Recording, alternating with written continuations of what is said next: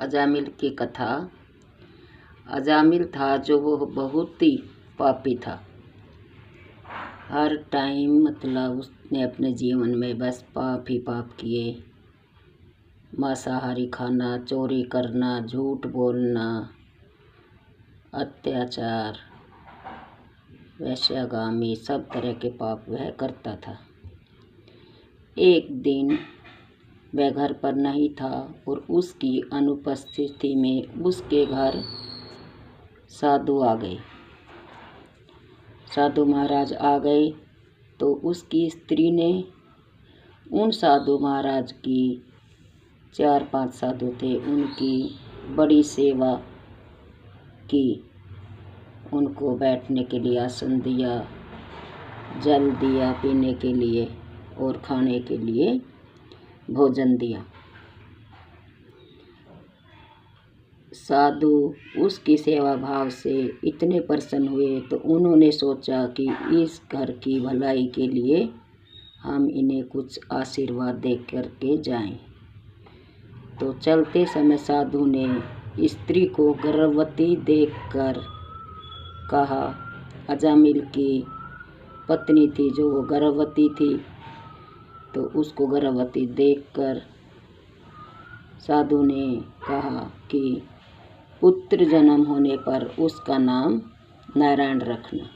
अजामिल की पत्नी को बताया कि जो तेरा पुत्र होगा उसका नाम नारायण रखना। तो उसकी पत्नी ने जब उसके लड़का हुआ तो उसने नारायण नाम ही रखा। अजामिल अपने पुत्र को बड़ा प्यार करता था। हर टाइम मतलब उसका पुत्र में बहुत मोह था। जब अजामिल का मरने का समय आया तो मरते समय उसने यमदूतों के डर से अपने पुत्र नारायण को ही पुकारना शुरू कर दिया और कहने लगा, नारायण नारायण नारायण नारायण नारायण। वो पुकार तो रहा था डर के मारे कि यमदूत उसे पकड़ने के लिए आए थे। अब भगवान विष्णु के दूत ने उसे लेने को अपने दूत भेज दिए, क्योंकि भगवान विष्णु का नाम ही नारायण है। भगवान विष्णु ने कहा कि मेरा भगत मेरा नाम पुकार रहा है और उसने अपने दूत भेज दिए। तो इस प्रकार उसके नारायण नाम लेने से उस महापापी का पाप उतर गया और वह विष्णु लोक को गया, ना कि यमदूतों के साथ नरक को गया। तो ये था अजामिल की कथा। तो अजामिल ऐसे एक भगवान के नाम से ही पार उतर गया।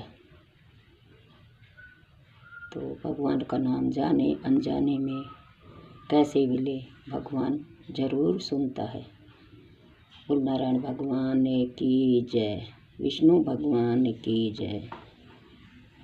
तो यह अजामिल की कथा है जिसे हमें सुनना चाहिए और भगवान का नाम लेना चाहिए। जय श्री राम।